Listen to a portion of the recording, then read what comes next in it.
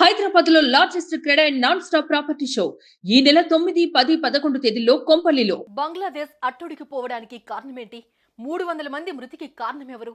రోడ్లపైకి నిరుద్యోగులు ఎందుకొచ్చారు? ఆఖరికి ప్రధానమంత్రి షేక్ హసీనా భయపడేలా ఏం జరిగింది?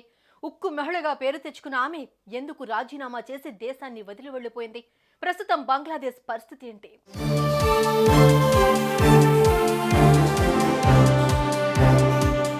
బంగ్లాదేశ్ పరిస్థితి అల్లకల్లోలంగా మారింది.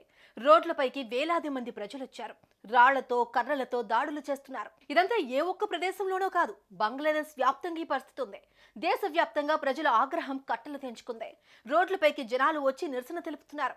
ఈ నిరసనలో ఒకరు కాదు, ఇద్దరు కాదు, ఏకంగా 300 మంది ప్రాణాలు పోగొట్టుకున్నారు.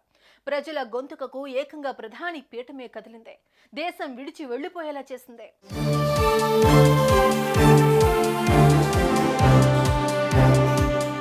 ఇందుకు బంగ్లాదేశ్లో ఇదంతా ఎందుకు జరుగుతోంది అనేది తెలుసుకోవాలి అంటే ముందుగా 1971లో ఏం జరిగిందో తెలుసుకోవాలి.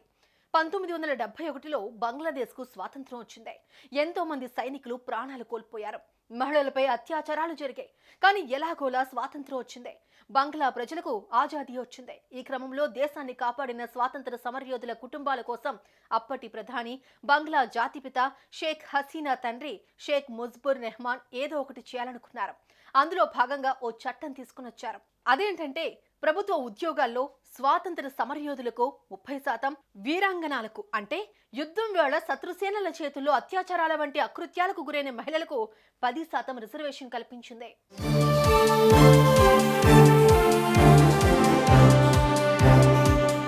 ఇక్కడి వరకు అంతా బాగానే ఉంది. కొద్ది కాలం పాటు ఈ చట్టం అమలులోనే ఉంది. అయితే స్వాతంత్ర సమరయోధుల సంఖ్య తగ్గిపోవడంతో 1996లో ఆ రిజర్వేషన్ను వారి పిల్లలకు విస్తరింపచేశారు.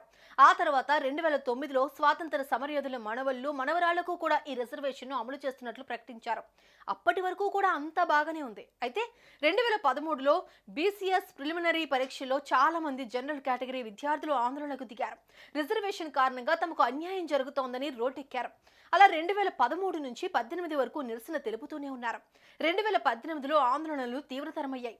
బంగ్లాదేశ్ జనరల్ కేటగిరీ విద్యార్థుల హక్కుల పరిరక్షణ మండలి భారీ స్థాయిలో నిరసన తెలిపింది.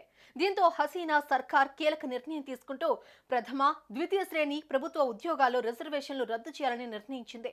దీంతో ప్రజలు కొంచెం చల్లబడ్డారు.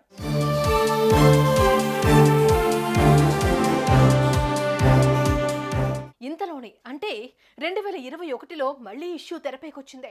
ప్రభుత్వ ఉద్యోగాల్లో స్వాతంత్ర సమరయోధుల కుటుంబాల వారికి రిజర్వేషన్ కల్పించకపోవడాన్ని సవాలు చేస్తూ బంగ్లాదేశ్ హైకోర్టు డివిజన్లో రిట్ పిటిషన్ దాఖలైంది. ఈ పిటిషన్పై 2024 జూన్ 5న హైకోర్టు తీర్పునిచ్చింది. స్వాతంత్ర సమరయోధుల కుటుంబాలకు రిజర్వేషన్ను పూర్తిగా రద్దు చేయడం చట్టవిరుద్ధమంటూ తెలిపింది. అంతేకాదు సంబంధిత కోటా పునరుద్ధరించాలని ఆర్డర్ వేసింది. దీంతో నిరసనలు మళ్లీ మొదలయ్యాయి. బంగ్లావాసుల్లో తీవ్ర ఆగ్రహావేశాలు వ్యక్తమయ్యాయి. ప్రజలు రోడ్లపైకొచ్చారు. ఆందోళనలు ఎక్కువయ్యాయి. రాళ్ల దాడులు కామన్ అయిపోయాయి. దీంతో జూలై 10న హైకోర్టు తీర్పుపై స్టే విధిస్తూ సుప్రీంకోర్టు ఆదేశాలు జారీ చేసింది.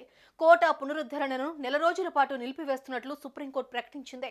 ప్రభుత్వ ఉద్యోగాల్లో 93% మెరిట్ ఆధారంగా నియమించాలని, మిగిలిన 7% మాత్రమే స్వాతంత్ర సమరయోధుల కుటుంబాలకు ఇవ్వాలని సుప్రీంకోర్టు పేర్కొంది.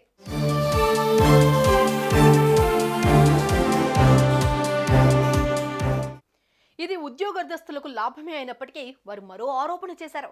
రిజర్వేషన్ సవరించినా కూడా ప్రధాని షేక్ హసీనా ప్రాతినిధ్యం వహిస్తున్న అవామీ లీగ్ పార్టీతో సంబంధాలున్న వ్యక్తులు మాత్రం ఈ రిజర్వేషన్లతో ప్రయోజనం పొందుతున్నారని, సామాన్యులకు ఎలాంటి ప్రయోజనం లేదని అన్నారు. ఆ రకంగా ఆందోళనలు మరింత ఎక్కువయ్యాయి. జూలై 18న రిజర్వేషన్లకు వ్యతిరేకంగా పోరాడుతున్న వారికి పోలీసులు, ప్రభుత్వ మద్దతుదారులకు మధ్య ఘర్షణ జరిగింది. దీంతో 6గురు మరణించారు. 2500 మందికి పైగా గాయపడ్డారు. వీరి మరణంతో ఆందోళనలు మరింత ఎక్కువయ్యాయి. దీంతో జూలై 21న సుప్రీంకోర్టు రిజర్వేషన్లను కుదించింది. అయినా సరే దేశవ్యాప్తంగా సహాయ నిరాకరణ ఉద్యమానికి విద్యార్థి నేతలు పిలుపునిచ్చారు. ప్రభుత్వానికి పన్నులు కట్టబోమని, బిల్లులు చెల్లించబోమని తీవ్ర హెచ్చరికలు జారీ చేశారు. పరిస్థితి చేజారుతోందని ప్రభుత్వం గుర్తించింది. అలా ఆగస్టు 4న నిరసనకారులు, ప్రభుత్వ మద్దతుదారులకు జరిగిన ఘర్షణలో ఈసారి 300 మంది మరణించారు. దీంతో హసీనా రాజీనామాకు డిమాండ్ చేశారు విద్యార్థి నేతలు. ఫలితంగా ఏం చేయలేని స్థితిలో ఉన్న హసీనా ఆగస్టు 5న ప్రధాని పదవికి రాజీనామా చేసి దేశాన్ని వదిలి వెళ్లిపోయారు.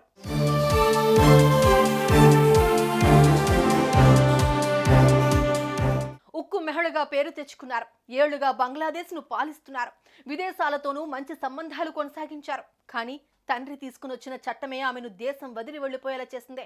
ఆనాడు ఆమె తండ్రి తీసుకున్న నిర్ణయం ఇప్పుడు ఆమెకు పదవి లేకుండా చేసిందే. ప్రస్తుతం బంగ్లాదేశ్లో పరిస్థితి వేరేలా ఉంది. ప్రధాని ఇంట్లోకి వెళ్తున్నారు, పార్లమెంట్లో ఆటలాడుతున్నారు. వారిని ఆపడం ఎవరి తరం కావడం లేదు. చూడాలి బంగ్లా పరిస్థితి ఎలా చక్కబడుతుందో.